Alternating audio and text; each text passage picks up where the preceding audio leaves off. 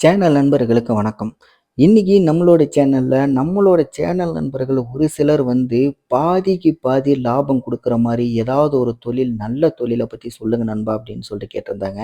அந்த மாரி நபர்களுக்காக தான் இந்த வீடியோவ நான் மேக் பண்ணியிருக்கேன். ஆல்ரெடி பார்த்தீங்கன்னா, இந்த தொழில பத்தி நம்மளோட சேனல்ல ஒரு வீடியோ போட்டிருந்தாலும் கூட, இன்னும் டீட்டெயில் தெளிவா வேணும் அப்படின்னு சொல்லிட்டு அந்த நண்பர்கள் கேட்டதுனால தான் புதிதா ஒரு வீடியோவ நான் மேக் பண்ணியிருக்கேன். என்ன அப்படின்னா, எப்பவுமே நம்ம ஒரு தொழில் பண்றோம் அப்படின்னாவே, நமக்கு லாபம் பெருசா இருக்கணும்னு எதிர்பார்க்கிறது நம்மளோட இயல்பு தான். ஆனா, அந்த லாபத்துக்கு முன்னாடி எந்த ஒரு தொழிலுமே தோக்கக்கூடாது அப்படிங்கிற ஒரு எண்ணம் நமக்கு மனசுல ஆழமா பதியணும். அப்ப தோக்காம இருக்கணும் அப்படின்னா, அந்த தொழிலை எப்படி தோக்காம கொண்டுட்டு போறதுக்கு என்ன வழிகள் அப்படிங்கிறதையும் நம்ம தெரிஞ்சுக்கணும், கத்துக்கணும். அது எல்லாமே நம்ம தெரிஞ்சிக்காம, அத ஃபாலோ பண்ணாம நம்ம ஒரு தொழில் பண்றோம் அப்படின்னா, கண்டிப்பா நமக்கு அது லாஸ் ஆக தான் செய்யும். அதே மாரி லாபத்த மட்டுமே என்னைக்குமே ஃபோக்கஸ் பண்ணி நம்ம ஒரு தொழில் பண்ணக்கூடாது. ஏன்னா, அந்த நண்பர்கள் கேட்டது பாதிக்கு மேல லாபம் வேணும். எனக்கு லாபம் அதிகமா இருக்கணும் அப்படின்னு சொல்லிட்டு சொல்லியிருந்தாங்க. உண்மையிலேயே இது வந்து ஒரு தவறான சிந்தனைன்னு கூட நான் சொல்லுவேன். ஏன்னா, என்னைக்குமே வந்து நமக்கு பாதிக்கு பாதி லாபம் குடுக்குற தொழில்கள் நெறையா இருக்கு. ஆனா, ஒரு தொழில் ஆரம்பிக்கும்போதே நம்மளுடைய நோக்கமும், எண்ணமும் பார்த்தீங்கன்னா, வெறும் லாபத்த மட்டுமே நோக்கி இருக்கு அப்படிங்கும்போது, நிச்சயமா அந்த தொழில் எந்த அளவுக்கு நமக்கு சக்சஸ் ஆகும், நமக்கு உண்மையிலேயே அது கை கொடுக்குமா அப்படிங்கிறதையும் நீங்க யோசிச்சு பார்க்கணும். ஏன்னா, நம்ம எந்த அளவுக்கு ஒரு தேவையில்லாத ஒரு சிந்தனையிலயோ, ஒரு தேவையில்லாத ஒரு நோக்கத்தோட நம்ம ஒரு தொழில் பண்ணும்போது, நமக்கு நிச்சயமா அது கை கொடுக்கிறத விட காலவாரி விடுறதுக்கு தான் அதிக வாய்ப்பு இருக்கு. என்னடா ஆரம்பத்திலேயே இப்படி சொல்றேன்னு நினைக்காதீங்க. ஏன்னா, அந்த நண்பர்கள் சொன்னது முழுக்க முழுக்க எனக்கு லாபம் தான் வேணும், பாதிக்கு பாதி லாபம் வேணும் அப்படின்னு சொல்லிட்டு சொன்ன விதம் அந்த மாரி இருந்தது. அதுக்காண்டி தான் நான் சொன்னேன். சரி என்னதான் இருந்தாலும், பாதிக்கு மேல லாபம் குடுக்குற மாரி ஒரு தொழில் வேணும்னு கேட்டிருந்தாங்கல்ல. அந்த ஒரு விஷயம் பார்த்தீங்க அப்படின்னா, எல்லாருக்குமே தேவையான ஒண்ணு தான். ஆனா, லாபத்த மட்டுமே ஃபோக்கஸ் பண்ணி எந்த ஒரு தொழிலுமே பண்ணக்கூடாது அப்படிங்கிறது தான் என்னோட கருத்து. சரி வாங்க வீடியோக்குள்ள போவோம். குறிப்பா ஒரு சில தொழிலெல்லாம் எடுத்தோம் அப்படின்னா, நமக்கு மிகப்பெரிய அளவுல லாபம் குடுக்கக்கூடிய, பாதிக்கு மேல லாபம் குடுக்கக்கூடிய அற்புதமான தொழிலா தான் இருக்கு. அந்த வகையில ஒரு பெஸ்ட்டான தொழில்னு பார்த்தீங்கன்னா, இப்ப நீங்க வீடியோல பார்க்குற இந்த பிளாஸ்டிக் பொருள்கள விக்கிறது தான். ஏன்னா, இந்த பொருள் எல்லாமே மேனுஃபேக்சரிங் இடத்துல பார்த்தீங்கன்னா, வெறும் ரூ. 20, ரூ. 30 இந்த ரேஞ்சில தான் இருக்கும். பெரிய பொருளே பார்த்தீங்கன்னாவே அவ்வளோதான் வரும்.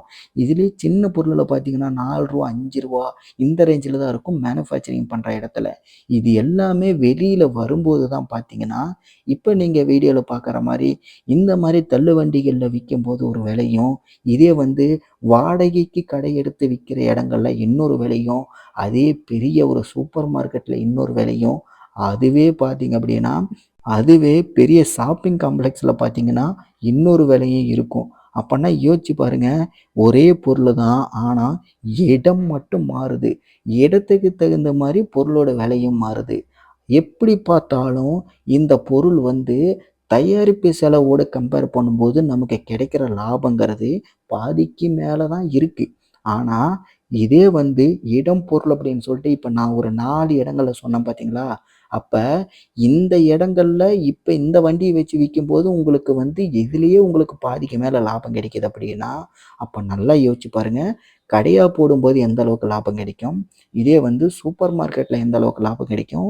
இதே வந்து பெரிய ஷாப்பிங் காம்ப்ளெக்ஸ்ல எந்த அளவுக்கு லாபம் கிடைக்கும்?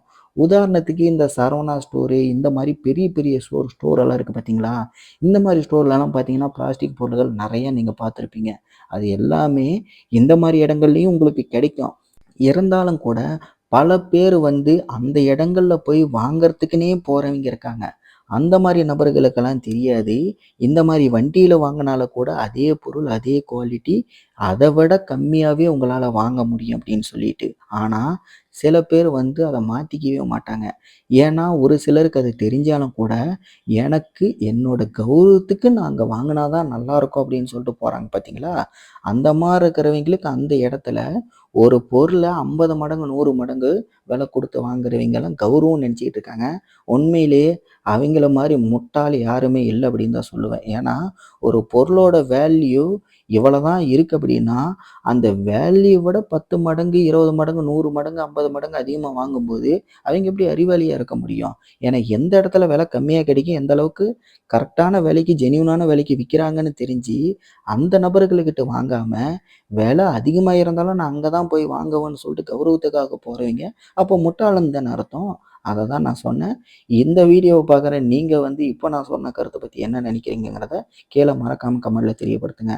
ஆனா, ஒரு தொழிலா பார்க்கும்போது, அது வந்து ஒரு ஜீனியஸான ஒரு மெத்தட்ன்னு தான் சொல்லுவேன். ஏன்னா, ஒரு நார்மலான ரூ. 10 ரூ. 20 பொருள இந்த விலைக்கு வித்தாலும் வாங்குறாங்க. ஆனா, அதே பொருள கொண்டு வந்து நாம இடத்துக்கு தகுந்த மாரி இந்தந்த இடத்துல இந்தந்த விலைக்கு விக்கிறோம் அப்படின்னா, நமக்கு எப்படி பார்த்தாலும் பிசினஸ் ஆகுதுல்ல. அப்படிங்கிற ஒரு யுக்திய அவைங்க பயன்படுத்துறாங்க. அப்ப இந்த இடத்துல வந்து அவைங்க பிசினஸ் நோக்கத்தோட மட்டும் தான் இருக்காங்க. அப்ப அந்த மாரி நபர்கள் என்ன நினைக்கிறாங்க, இந்த மாரி கௌரவத்துக்காகவே சில பேர் வந்து பல பேர் வாழ்றவைங்க இருக்காங்க. நம்மளோட டார்கெட் அவைங்க தான். அவைங்கள வந்து இந்த மாரி இடத்துக்கு வர வச்சு, அவைங்க மூலியமா நம்ம சம்பாரிக்கணும்னு நினைக்கிறாங்க பார்த்தீங்களா? ஸோ அது வந்து ஒரு பிசினஸ் ஸ்ட்ராட்டஜி தான். அதனால அத வந்து பிசினஸா பார்க்கும்போது நம்ம தவறுன்னு சொல்ல முடியாது.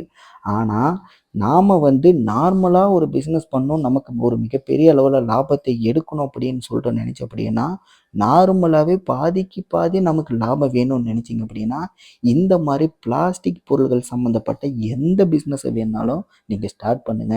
இத வந்து ரீட்டெயிலா பண்ணாலும் சரி, டீலர்ஷிப்பா பண்ணாலும் சரி, ஹோல்சேலா பண்ணாலும் சரி, இல்ல இந்த மாரி ரோட்டோர கடைகளா பண்ணாலும் சரி, தள்ளுவண்டி கடைகளா பண்ணாலும் சரி, எந்த இதில பண்ணாலும் பிளாஸ்டிக் பொருள்கள் சம்மந்தப்பட்ட எந்த ஒரு பிசினஸுமே பார்த்தீங்கன்னா, நிச்சயமா நீங்க எதிர்பார்த்தத விட மிகப்பெரிய அளவுல லாபமான தொழிலா தான் இருக்கும்.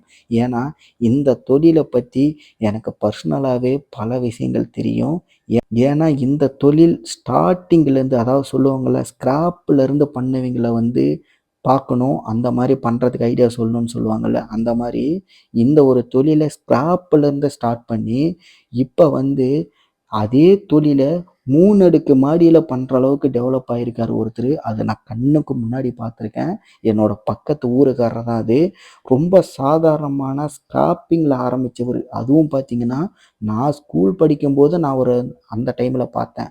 அப்ப அந்த அளவுக்கு ஆரம்பிச்சவரு, இப்ப நான் வந்து பார்த்தீங்கன்னா, ஒரு 3, 4 வருஷத்துக்கு முன்னாடி பார்க்கும்போதே, அவரு 3 மாடி பில்டிங்ல மொத்த பொருளையுமே வச்சு விக்கிற அளவுக்கு அந்த அளவுக்கு டெவலப் ஆயிருக்காரு. டெவலப் பண்ணியிருக்காரு. அப்பன்னா பார்த்துங்க எந்த அளவுக்கு இந்த பிசினஸ் மூலியமா லாபம் இருக்கு அப்படின்ட்டு. என்னைக்குமே நாம வந்து பிசினஸ்ல எந்த அளவுக்கு ஈடுபாடோட பண்றோமோ, அதுதான் பார்த்தீங்கன்னா, அந்த பிசினஸ் நம்மள சக்சஸ் பாதைக்கு கொண்டு போகும். ஏனோ தானோன்னு சொல்லிட்டு வெறும் லாபத்த மட்டுமே ஃபோக்கஸ் பண்ணி நம்ம ஒரு தொழில் பண்றோம் அப்படின்னா, கண்டிப்பா அது நம்மள உயர்த்தவே உயர்த்தாது. நம்மளோட வாழ்க்கையில எந்த விதமான முன்னேற்றத்தையும் குடுக்காது. மாற்றத்தையும் குடுக்காது அப்படிங்கிறத புரிஞ்சுகிட்டு, எந்த ஒரு தொழிலையுமே நேர்மையாவும், நேர்த்தியாவும், ஸ்டாட்டிக்ஸோடையும் பண்ணுங்க. நிச்சயமா அந்த தொழில் வந்து உங்கள சக்சஸ்ஃபுல்லா கொண்டு போகும். இந்த வீடியோல ஸ்டார்ட்டிங்ல இருந்து ஒரு 4 மெத்தேட சொல்லியிருக்கேன். இந்த 4 மெத்தேடுமே பார்த்தீங்கன்னா, பிசினஸ் ஸ்ட்ராட்டஜி தான். இதுல நீங்க எந்த மாரி பண்ணணும், எந்த அளவுக்கு உங்களுக்கு லாபம் வேணும் அப்படின்னு சொல்லிட்டு நீங்க தான் முடிவு பண்ணணும். என்னால முடிஞ்ச வரைக்கும் என்னோட அனுபவத்துல எனக்கு தெரிஞ்ச விஷயங்கள் தான் நான் உங்க கூட ஷேர் பண்ணிக்கிறேன். இந்த வீடியோவ நீங்க கடைசி வரைக்கும் பார்த்திருந்தீங்கன்னா, இத பத்தி சம்மந்தப்பட்ட எந்த மாற்று கருத்து இருந்தாலோ, சந்தேகங்கள் இருந்தாலும் மறக்காம கீழ கமெண்ட்ல தெரியப்படுத்துங்க. இதே மாரி பிசினஸ் வீடியோஸ் பார்க்கணும் அப்படின்னா, மறக்காம நம்ம சேனல சப்ஸ்கிரைப் பண்ணுங்க.